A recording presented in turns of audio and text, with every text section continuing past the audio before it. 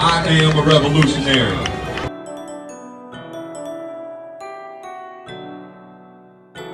It's 28. Back up! King of the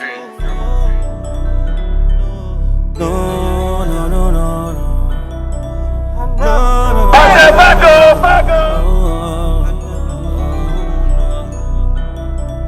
I never knew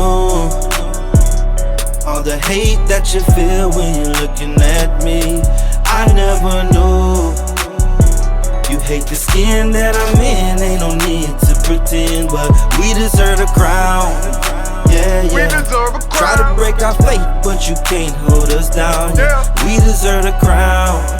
Yeah, yeah. Identity was lost, but I think it's been found.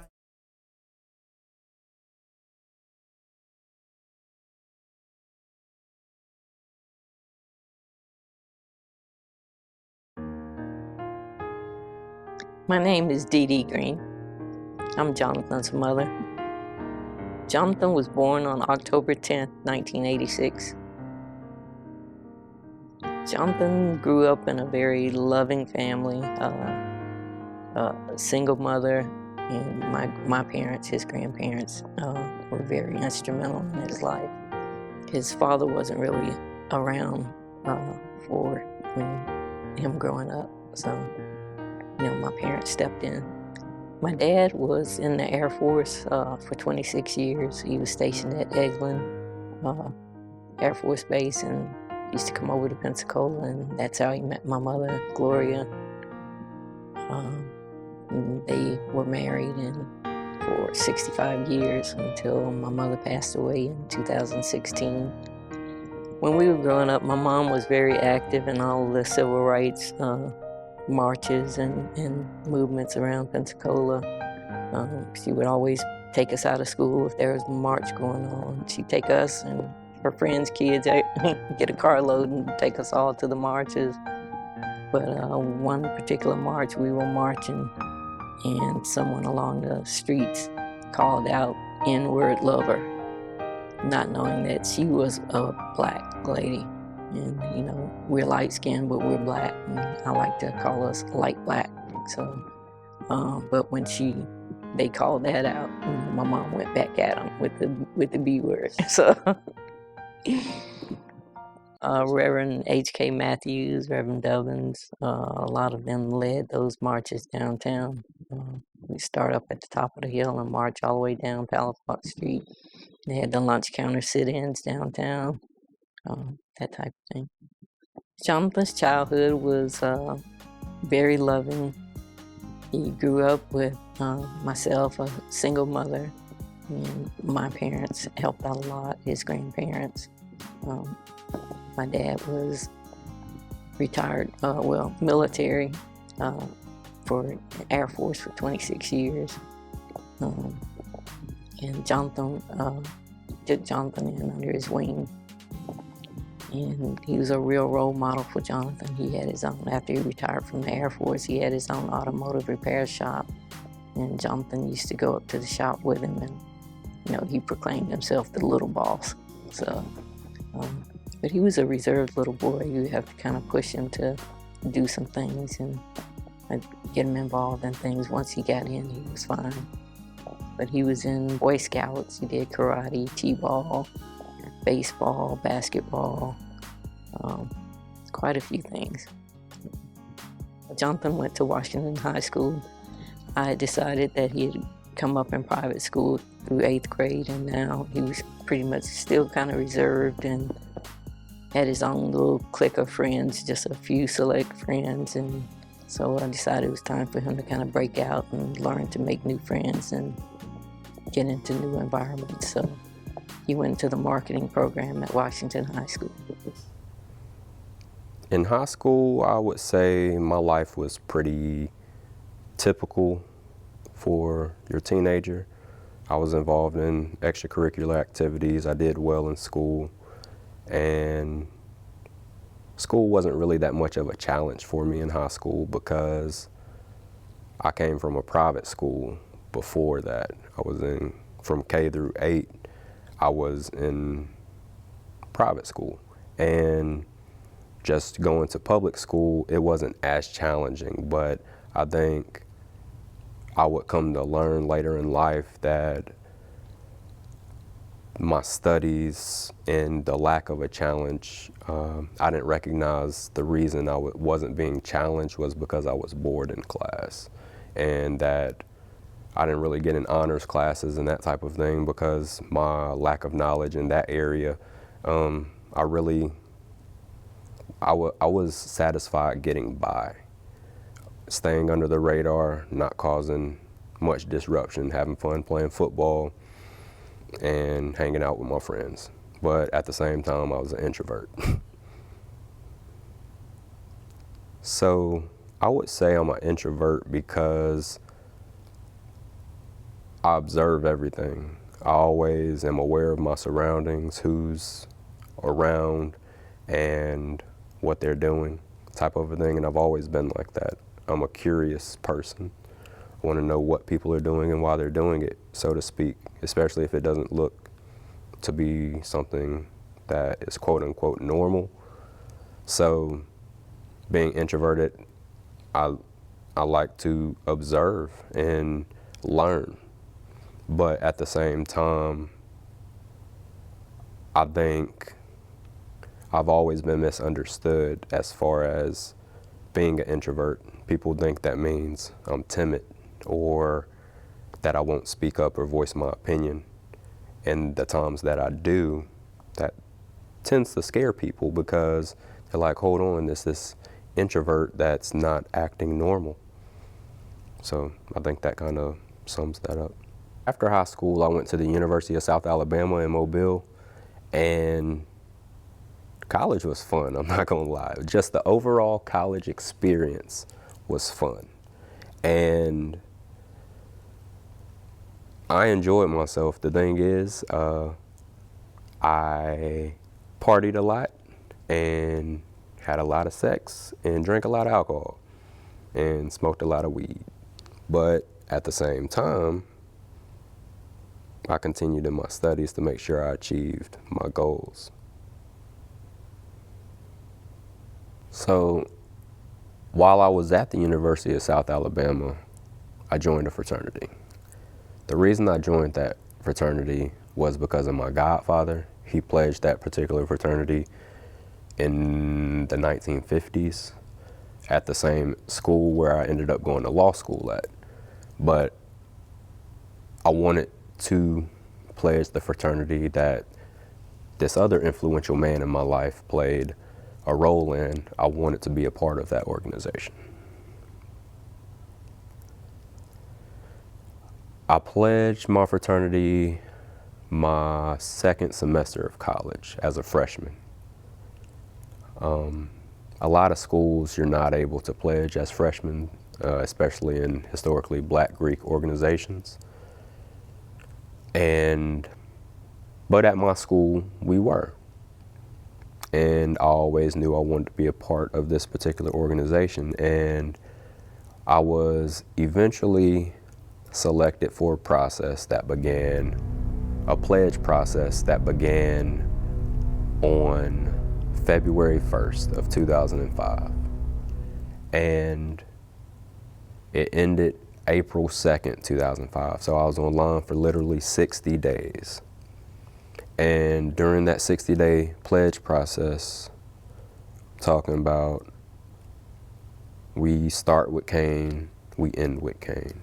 We're notorious for our process, so to speak.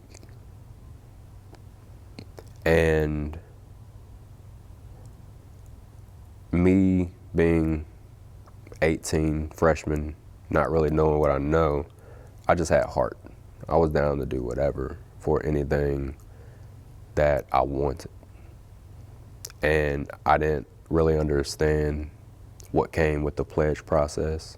Not something I would do again, but at the same time, I don't regret having gone through that because it's made me who I am today. But essentially, over those 2 months, baseball swings from at least 20 brothers on a bad night, a handful on a good night, but every one of them swinging for the fence, you know. Some nights you had some mercy. Some people might show you some compassion, but for the most part, canes were being broke. And I was the rock of my line. That meant I took wood the best, essentially. And I wasn't able to be broken easily. But I remember one time, because I'm passing, so to speak, a couple new brothers that came, they didn't believe I was the rock because one, I was light skinned, and two, I was a little 18-year-old scrawny freshman. They were like, nah, no way this little kid is the rock. I'm like, no, I am. So there's a 15-minute contest, I guess 15 minutes, about that time, where they put a bottle cap on my head, and the criteria was the bottle cap did not hit the floor and I did not break the cut, and neither happened. It just so happened my dean of pledges got tired of me getting beat for however long I was in the cut and told me to get back in line. And then, but that was just one night of many. Our shop hours for 9 p.m. to 2 a.m. easily, and we could easily come home with the sun coming up, you know? I still maintained a 3.0 grade average while I was online. But at the same time, a lot of those guys became my good friends. And then being indoctrinated into that culture, and like I always said, I'm observant. So I wanted to make sure when I helped usher in new lines that the same extremities weren't necessarily going on then that went on with me, you know? But I've been far removed from that.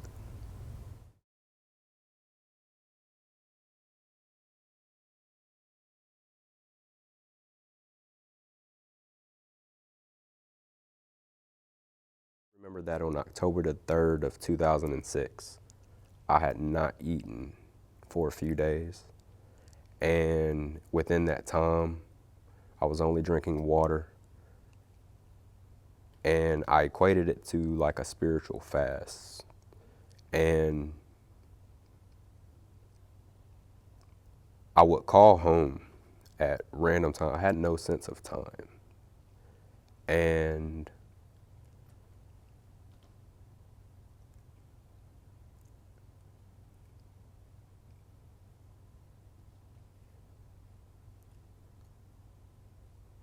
I would call home at random times to where I remember one time both my mom and my sister answered. And I remember an instance where I asked my mom if she believed she was going to heaven or hell. And it was out of, I felt people should be getting their lives in a certain type of order. And at that time, I was 19 years old. Well, yeah, I was 19 years old.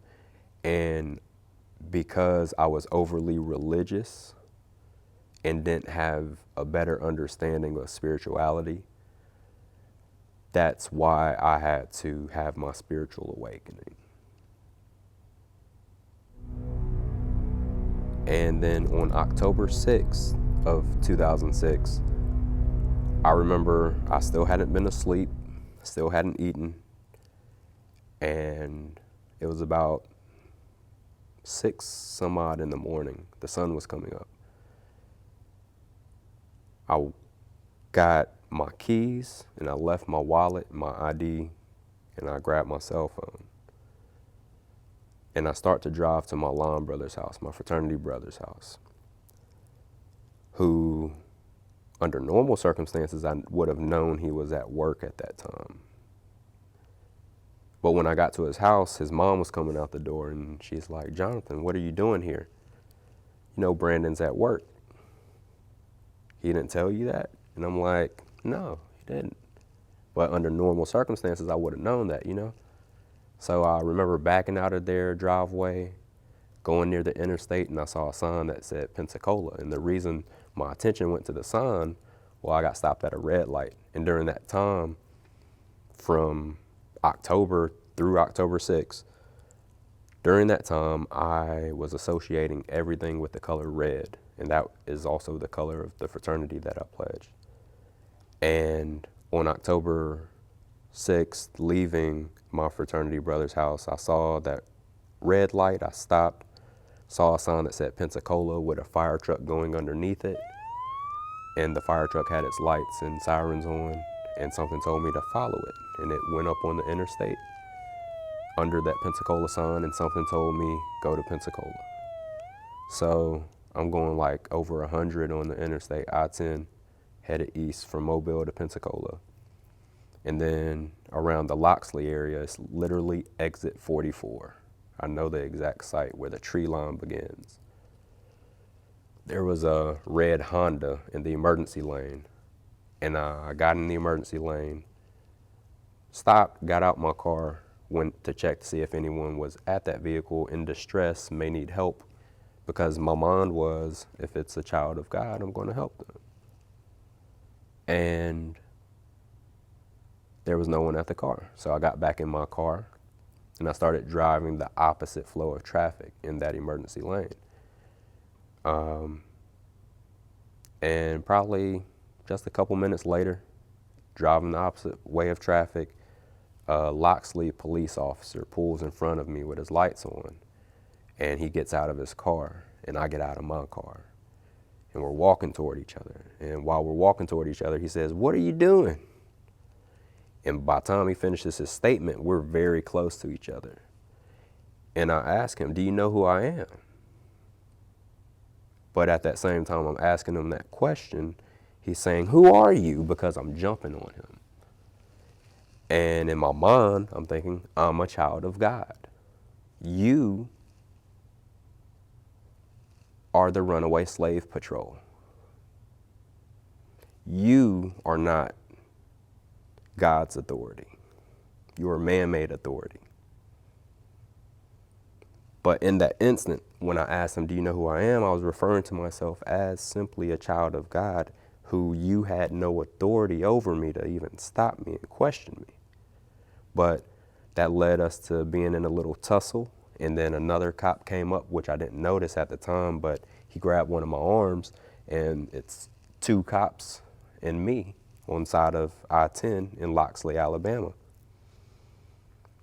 So they finally do the foot swipe move on me and get me on the ground, bust my chin up and get me in cuffs, throw me in back of the cop car. During that tussle though, my button-up shirt that I had on had come off and it was hanging on to me by one sleeve. So I'm cuffed with my hands behind my back, but I had a lighter in my pocket as well. So I step over my handcuffs, and something I've done since I was a child, playing cops and robbers. And I step over the cuffs, get the lighter out my pocket, and the part of the shirt, the sleeve of the shirt that's not attached to me, I set it on fire and put on the right side of the car. And I sit on the extreme left side of the back seat. And I start yelling fire like a madman. Fire, fire, fire. And the cops look in the car and they see a fire. So they have to get the fire extinguisher out the trunk and get the fire out, get me out, and a lot of stuff going on. So, but they didn't know how I started the fire because they did search me. They just didn't feel the lighter. And they thought that I started that fire out of thin air. And then they were asking me questions, and the only thing I would say is Babylon. Well, that was a play on words for Babylon and Babble on. I kept saying, I'm going to Babylon and on and on and on. But I was referring to the situation that I was in as living in Babylon. And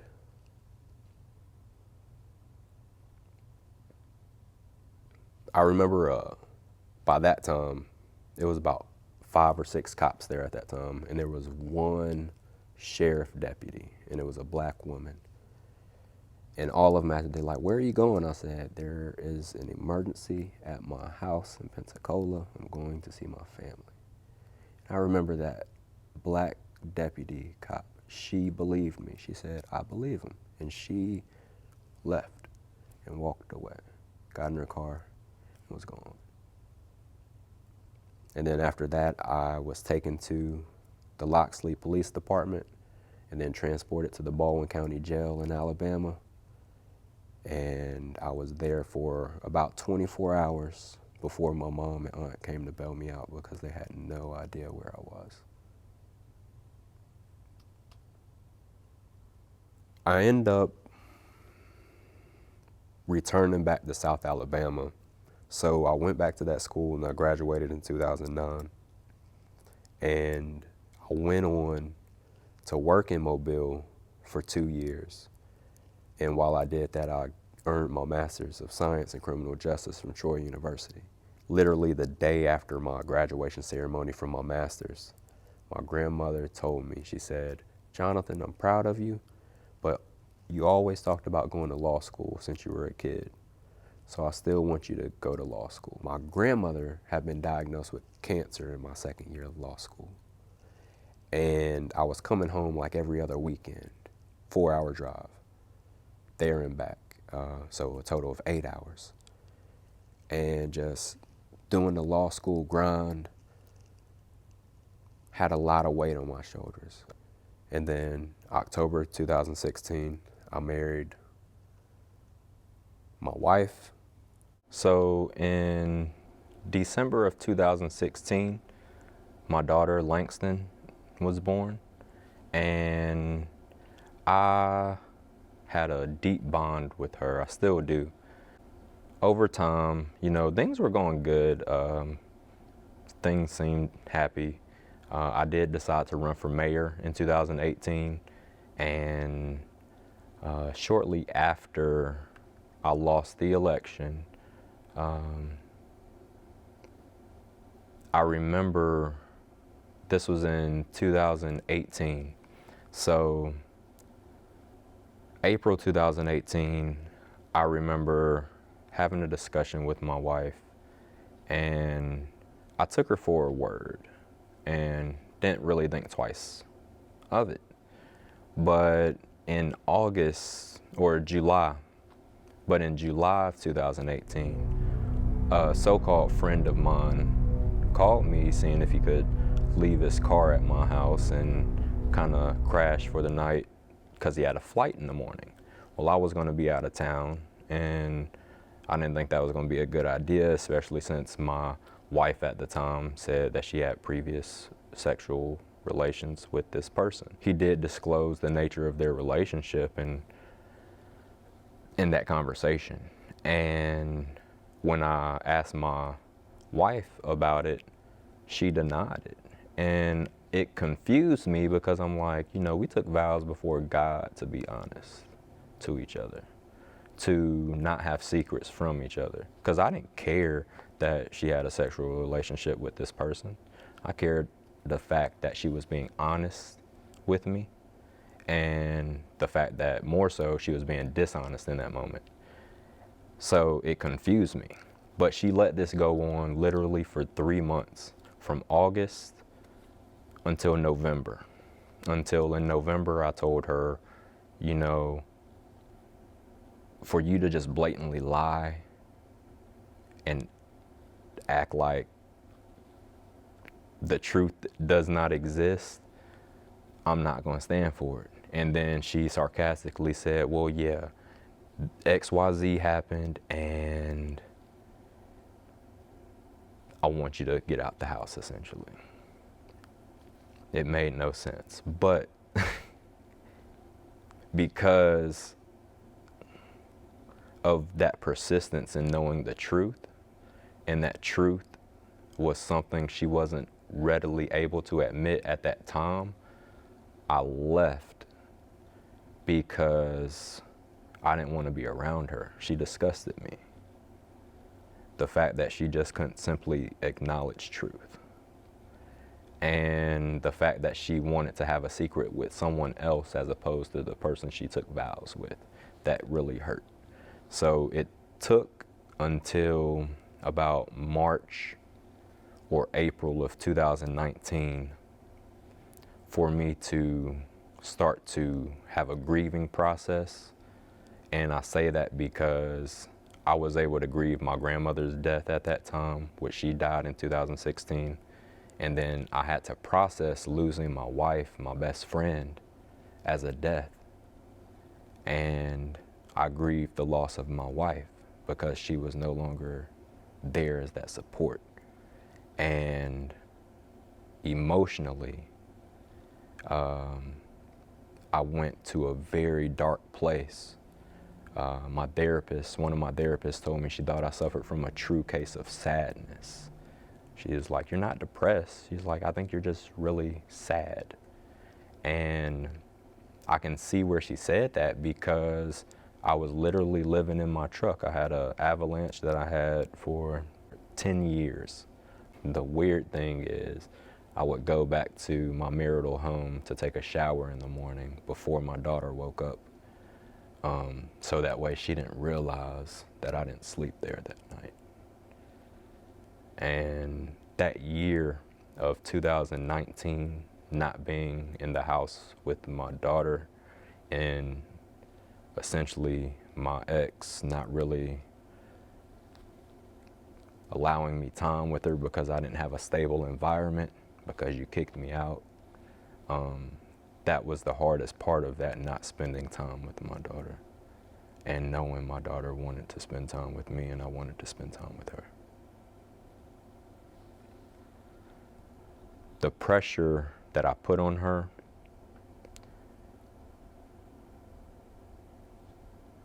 was a major contribution to the marriage failing. I think she had an expectation of me and I had an expectation of her, but our expectations together didn't coincide. Langston is the most articulate, energetic child I have ever seen. She is a really dope personality. I feel she is the reincarnation of my grandmother. I feel they met in passing because she was in my ex's womb while my grandmother was in the state of passing, going on to her next life. And I feel that in that state of passing, they got to meet, and Langston is literally the reincarnation of Gloria. I know with what my grandmother instilled in me, that the same way my grandmother looked after me, that she knows I'm gonna look after her. And I look at this as an opportunity to be able to do everything for my grandmother in a sense of what my grandma did for me. My children's names are Langston Elizabeth and Giselle Parker. Langston's 4 and Giselle right now is 6 months old. Separated for 2 years before my divorce was finalized. So, you know, it's weird. I told you, my therapist told me I was suffering a case of sadness. She told me I was in survival mode. I was focusing on the 4 basic functions of life: food, clothing, shelter, water. And around November of 2019, I started to believe in myself again and wanting to get back to who I knew I was and who I could be. So I started doing more organizing in the community. I was having rallies at the airport, and literally the first Saturday in January of 2020, I had egg sandwiches that I was passing out to the community with some of my comrades. And the next day was a Sunday. It was January 5th, happened to be the Founders Day of my fraternity. Me and some of my comrades who were my fraternity brothers in Pensacola. We're gonna ride to Mobile to celebrate the Founders Day. And I stopped at a gas station where I went inside to ask for some Black & Milds. But I left one of my forms of ID in the car, which was my driver's license. I was going to go back to the car and get it, and the cashier asked me, "Do you have another form of ID?" And I pulled out my 2 other forms of ID, and she said, "I don't know if I can take these, let me ask my manager." The manager comes over, says, "We can't take those. You have to leave." And I'm like, I was going to go to my car and get my driver's license. Like, y'all the ones asked me if there was another form of ID I had. Like, y'all are making this more complicated. So I go to my car and I get my driver's license, come back in, and I show my ID. And the lady, the assistant manager, she's just acting very snarky and having rude remarks. And I told her, this is my valid ID, but I won't be patronizing your store. And I asked if I could have corporate's number. And she said, "Look it up online." And I said, "You're the manager, you don't have corporate's number." She says, "You can look it up online." I said, "Okay." I said, "Can I ask your cashier for corporate's number?" She says, "The cashier doesn't have it. She's new." I say, "You have a new employee on the floor that doesn't have corporate's number? That seems like a labor violation." So she starts talking about how I need to go back to school and get some education. And I just kind of laugh, say, "Ma'am, I have 3 degrees. And as I'm walking out the door, she says, "Get out of here before I call the cops." I said, "You can call the cops because I'm calling them too." And while I was outside, I did call the police because I wanted corporate's number. I wanted it off the wall where it was listed, but I wasn't going to stay in the store because they wanted me off the property. So I went and stood on the side in the grass while I made my phone call to the police. But because one of the identifications I presented was a concealed carry permit, and I didn't want that to have been said on the phone from her side, and for the police to arrive thinking I was armed, which at the time I was. So I went to my car and I put my firearms in my car and waited for the police away from my car. And when the cop got there, he goes inside, talks to the lady, comes outside, talks to me, and as soon as he asks me what happens, I start to tell him and he cuts me off. So going through the same story I just told you, he cuts me off. He says, "Well, no, you have to use XYZ identification." I said, "Sir, I was going to my car to get it." And when I saw that cop start to escalate, because he was yelling at that point and I didn't understand why, I said, "Am I being detained or am I free to go?" He says, "Well, you're being detained. Give me your ID." And I said, "What articulable facts do you have for detaining me?" He says, "Well, you're not leaving at my request. I need your ID to put you on the warning list for no trespassing." That's legit, so I gave him my ID. And he takes my ID and he says, "Well, since you're not leaving at my warning, you're under arrest for trespassing." I said, "Sir, you have my ID. How can I leave if you have my identification?" And it was funny because he went to reach for me to grab my hand to put the cuffs on me, and I put my hands in the air and he missed me. So he looks at me and then he repositions, gets behind me and places me under arrest. Then he walks me to the other side of the car and he pushes me up on side of the car. And when he did that, I screamed for help because of the way he did it. And then because I screamed for help, he flips me around and I'm in the parking spot next to me face down with his knee in the back of my head and neck and his right knee on my back. So all of his weight is on my body. And then he's pulling up on side of my body, making absurd demands. And all I'm asking him is, why are you arresting me? Am I being detained or am I free to go? What articulable facts do you have for my detention, for my arrest? And that was my only protest. But they charged me with trespass after warning, resisting arrest without violence, and disorderly conduct. So, but by this time, because I have adverse reactions to law enforcement and I have a problem with my freedom being taken unjustly, I started going through my PTSD episode and I asked for medical attention. And I told them that I did not believe I was of a state of mind where I could decide if I should get medical attention or not, that should be left to a professional. And they did not get me medical attention. They took me to be locked up, and eventually I was bonded out.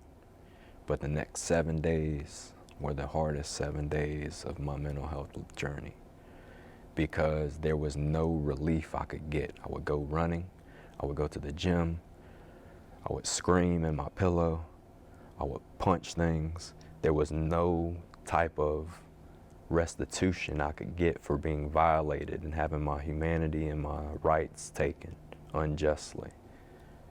And over 7 days, I documented. Each day I would wake up with a panic attack. Until that 7th day, I actually allegedly, I have gaps in my memory where I was arrested for alleged domestic violence against my mom, because I had a break in my reality. And the next thing I knew, I was in the jail in Escambia County for 7 days. Under suicide watch, and all of this could have been averted if the cop listened. He escalated the situation with a person that was already suffering in survival mode.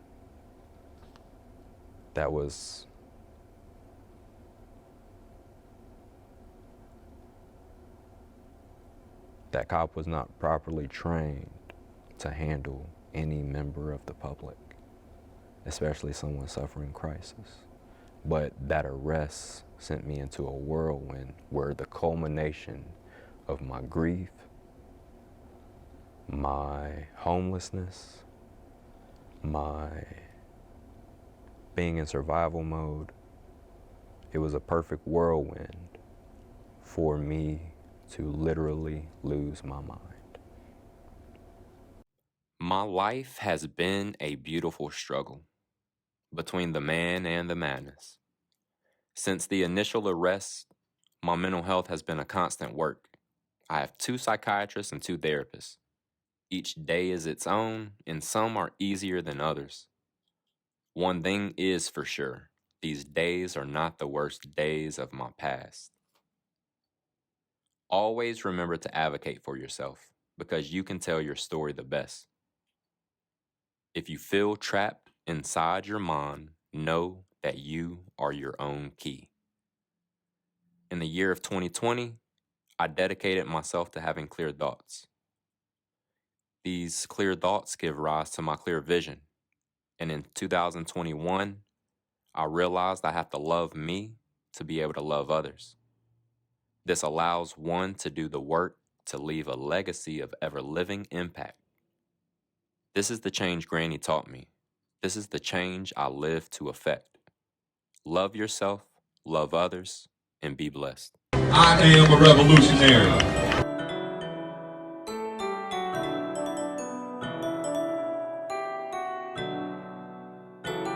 28. Maine the Baptist, king of the peace.